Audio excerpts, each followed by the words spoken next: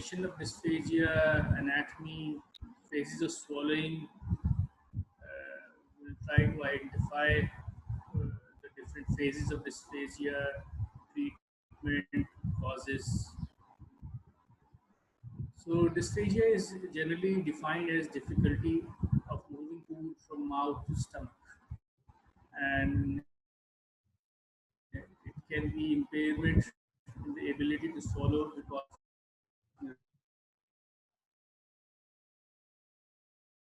neurological problem. There is also a definition called globus, which is similar to dysphagia, but it is different because it is only a sensation of lump in the throat in which food transport is not limited. So globus is not related to swallowing and in fact may improve with swallowing. So it is a sensation, not an actual pathology. So it is very important to recognize which phase of dysphagia is.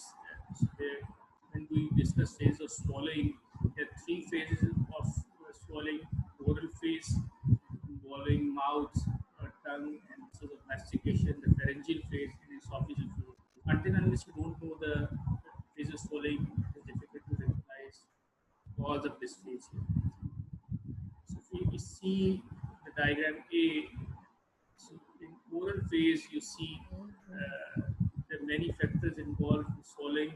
For example, muscles of mastication, tongue, vocal cord. These all are involved in different processes of chewing, moving the bolus toward the pharynx. After chewing and moving, the bolus is pushed towards the pharyngeal muscle, and this is very important phase because if there are two openings side by side in pharyngeal phase, the esophageal, upper esophageal sphincter, and the opening of trachea, which is guarded by epiglottis. So, if the food bolus is not properly expelled into the esophagus, it will go into trachea, which very people will eventually develop aspiration. So in oral phase of dysphagia, anything which causes problem in muscular phase or neurological phase, people can have difficulty moving bolus from back of mouth to the pharynx, inability to control bolus flow. They can be delayed initiation of bolus movement. So problems with tongue, muscle of mastication, neurological problem can lead to oral phase dysphagia. So after pharyngeal phase dysphagia, the epiglottis flips back to the covered, flips back to cover the airway opening of trachea. The bolus moves towards the upper esophageal sphincter and moves towards the D. So causes of pharyngeal phase dysphagia also include neurological disorders, head and neck cancer, and it can be characterized by incomplete palatal elevation. They can be delayed initiation of pharyngeal swallow reflex, weak tongue and pharyngeal muscle forces, reduced pharyngeal elevation. They can be inadequate opening of upper esophagus. There can be stricture in upper esophagus, which eventually leads to pharyngeal phase dysphagia.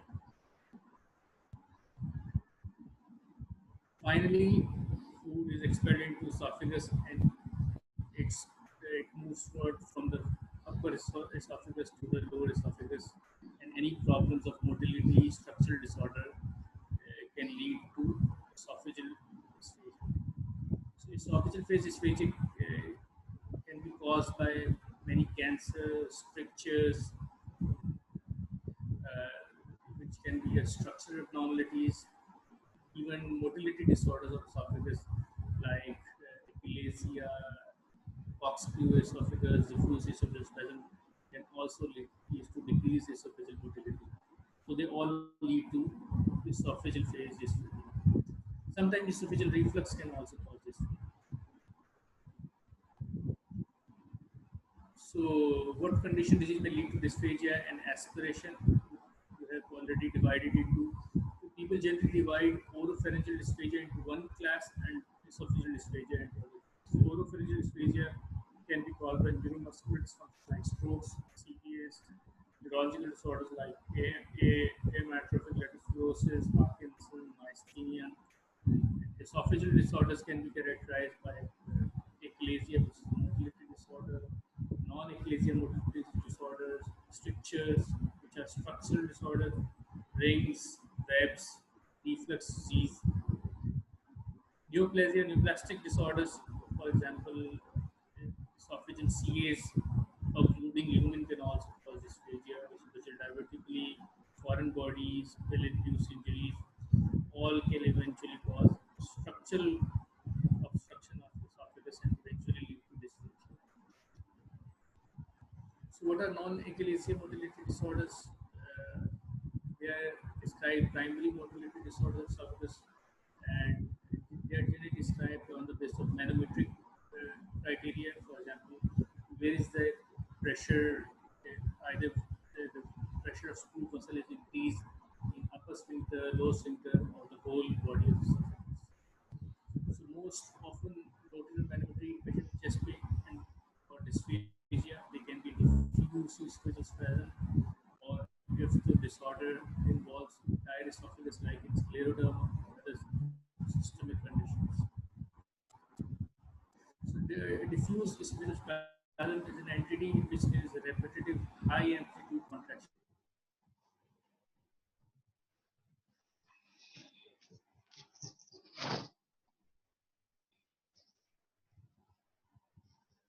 So there are repeated high contraction throughout esophagus. And if you do histopathology, muscular hypertrophy with lymphocytic infiltration called plexus.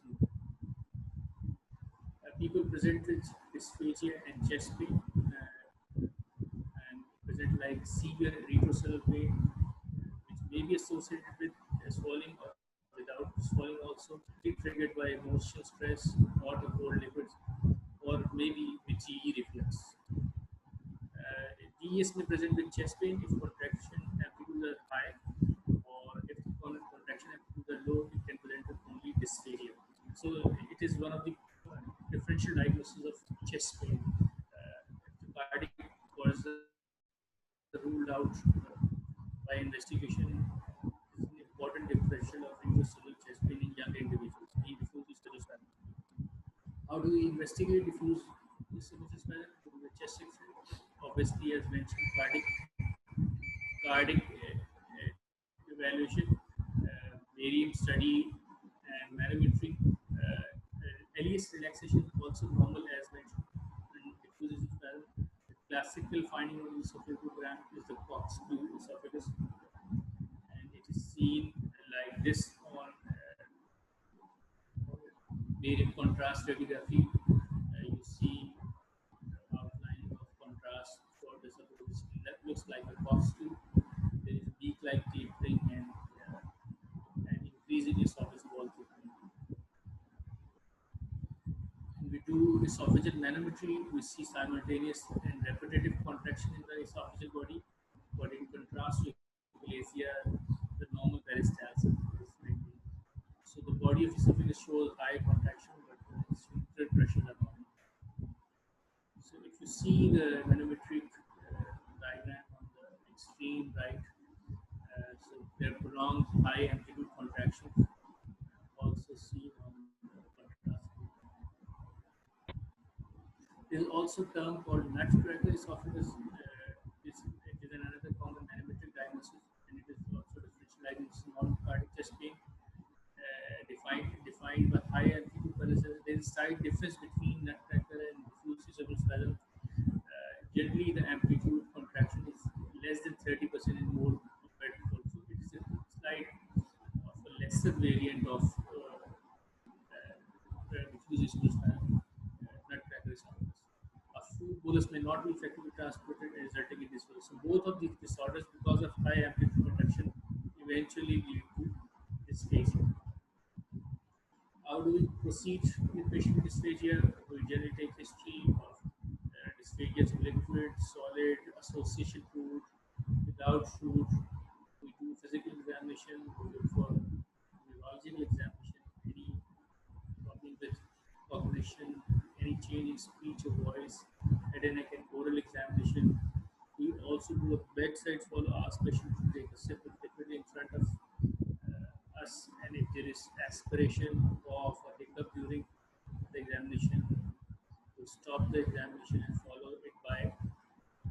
better evaluation. So how do we better evaluate it? We directly examine by indirect or fiber optic laryngoscopy to see whether the vocal cords are moving, or whether there is structural problem, head and neck, any head and neck cancer, oral cavity, pharynx, or whether they can eat food. We also take out history of radiation, pan, or anything. So after following with endoscopic examination for structural causes, we do fluoroscope examination, which is a contrast or barium swallow. So we ask patient to take a contrast liquid and do serial access whether the liquid is going to the oral cavity, the pharyngeal cavity, and esophageal cavity, and any obstruction can be derived on radiograph. And if, depending upon the cause, the treatment is decided. If there is a structural cause, surgery is the treatment of choice. If the neuromuscular problem, then rehabilitation system. But people with stroke who have dysphagia, they are advised to do swallowing exercises by swallowing experts, or they are eventually treated for the neurological problems with medical treatment. They are asked to take their food meals while sitting up, not lying down, because it increases the chances of aspiration. Generally, liquids food have more chances of aspiration, so they are advised to take semi-solid foods. And if they still with neurologic problems, the dysphagia does not improve, they are advised to take alternative foods like nasogastric tube or feeding tubes for their feeding. So postures, positioning, maneuvers, and dietary modification are used for as strategies to improve dysphagia, specifically neuromuscular